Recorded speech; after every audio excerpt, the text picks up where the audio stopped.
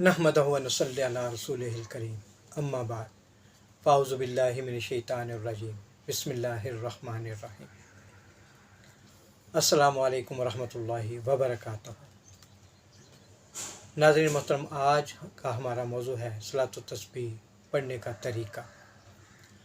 अपने मौजू की तरफ आने से पहले मेरी आपसे दरख्वास्त है कि मेरी वीडियो को लाइक कर दें, साथ में सब्सक्राइब भी करें और बेल को दबा दें ताकि मेरी हर आने वाली वीडियो आप तक बआसानी पहुंच सके।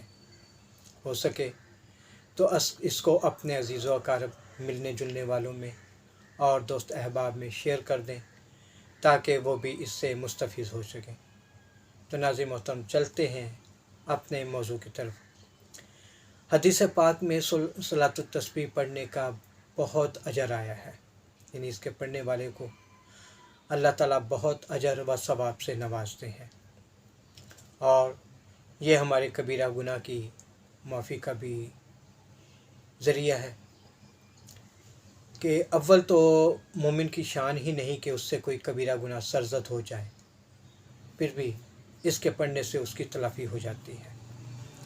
ये नमाज जो है हज़ूर सल्लल्लाहु अलैहि वसल्लम ने अपने चचा हज़रत अब्बास रज़ियल्लाहु तआला अन्हु को सिखाई थी और फरमाया था कि ऐ चचा, इसके पढ़ने से अल्लाह ताला आपके अगले पिछले, छोटे बड़े, नए पुराने सब गुनाह माफ़ फरमा देगा। अगर हो सके तो इस नमाज को रोज़ाना पढ़ लिया करो, रोज़ ना पढ़ सको तो हफ़्ता में एक बार पढ़ लिया करो, हफ़्ता में ना पढ़ सको तो महीना में एक बार पढ़ लिया करो, महीना में ना पढ़ सको तो साल में एक बार पढ़ लिया करो, साल में ना पढ़ सको तो अपनी पूरी ज़िंदगी में इस नमाज को पढ़ लो। किस कदर फजीलत वाली नमाज है और नाज़रीन इकराम, आसान भी है और इस पे ज़्यादा वक़्त भी नहीं लगता। इसके पढ़ने का तरीका ये है कि 4 रकत नमाज सलातो तस्बीह की नियत कर लें और फिर अल्लाहु अकबर कहकर हाथ बांध लें। सना पढ़ने के बाद औज़ु बिल्लाहि मिनश शैतानिर रजीम बिस्मिल्लाहिर रहमानिर रहीम सूरह फातिहा पढ़ें और साथ में कोई सूरत मिला लें। उसके बाद आपने 15 बार ये कलमात पढ़ने हैं, सुबहानल्लाहि वल्हम्दुलिल्लाहि वला इलाहा इल्लल्लाहु वल्लाहु अकबर। 15 दफ़ा पढ़ने के बाद आपने अल्लाहु अकबर कहकर रुकू में जाना है। रुकू में आपने तस्बीहात के बाद सुबहान रब्बियल अज़ीम, सुबहान रब्बियल अज़ीम, सुबहान रब्बियल अज़ीम के बाद 10 मरतबा ये कलमात दोहराने हैं, सुबहानल्लाहि वल्हम्दुलिल्लाहि वला इलाहा इल्लल्लाहु वल्लाहु अकबर। फिर आपने समी अल्लाहु लिमन हमिदा कहकर खड़े होना है। फिर 10 दफ़ा ये कलमात दोहराने हैं, सुबहानल्लाहि वल्हम्दुलिल्लाहि वला इलाहा इल्लल्लाहु वल्लाहु अकबर। और फिर आपने अल्लाहु अकबर कहकर सजदे में जाना है। सजदे की तस्बीहात सुबहान रब्बियल आला, सुबहान रब्बियल आला, सुबहान रब्बियल आला पढ़ने के बाद आपने 10 बार ये कलमात दोहराने हैं। फिर आपने पहले सजदे के बाद बैठना है, बैठकर 10 मरतबा ये कलमात दोहराने हैं, सुबहानल्लाहि वल्हम्दुलिल्लाहि वला इलाहा इल्लल्लाहु वल्लाहु अकबर। फिर आपने दूसरा सजदा करना है, दूसरे सजदे की तस्बीहात सुबहान रब्बियल आला, सुबहान रब्बियल आला, सुबहान रब्बियल आला। फिर आपने 10 बार ये कलमात दोहराने हैं। 10 बार फिर आपने बैठना है और बैठकर ये कलमात 10 दफ़ा दोहराने हैं, सुबहानल्लाहि वल्हम्दुलिल्लाहि वला इलाहा इल्लल्लाहु वल्लाहु अकबर। फिर आपने दूसरी रकत के लिए खड़े होना है। दूसरी रकत भी उसी तरतीब से आपने अदा करनी है, यानी कि इसमें सना नहीं पढ़नी। अलहम्द शरीफ के बाद कोई सूरत मिलाएं और 15 दफ़ा ये कलमात पढ़ें। फिर आप रुकू में तस्बीहात के बाद 15 दफ़ा ये कलमात पढ़ें, 10 दफ़ा। फिर आपने खड़े होकर 10 दफ़ा ये कलमात पढ़ने हैं।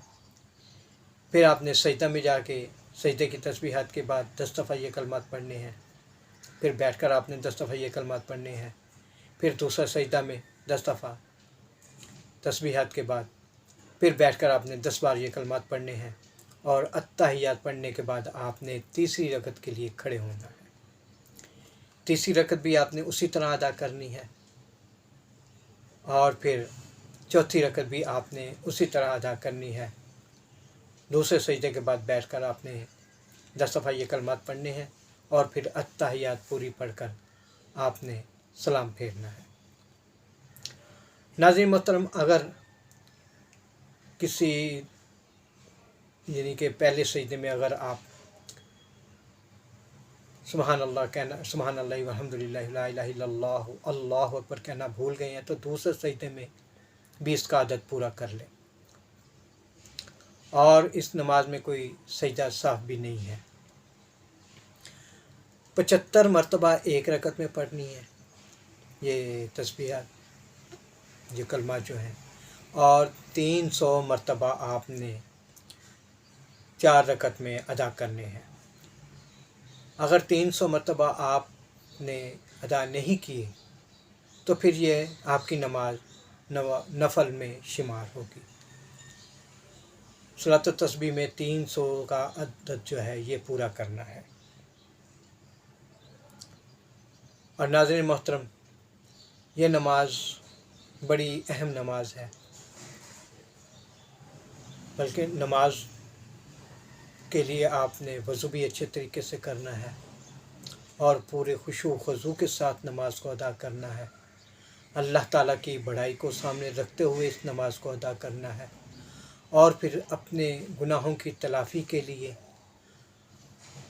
اپنے اعمال کی بہتری کے لیے، اور اللہ تعالیٰ سے اپنے حاجات کی روائی کے لیے اس ذہن میں رکھتے ہوئے اس نماز کو ادا کرنا ہے۔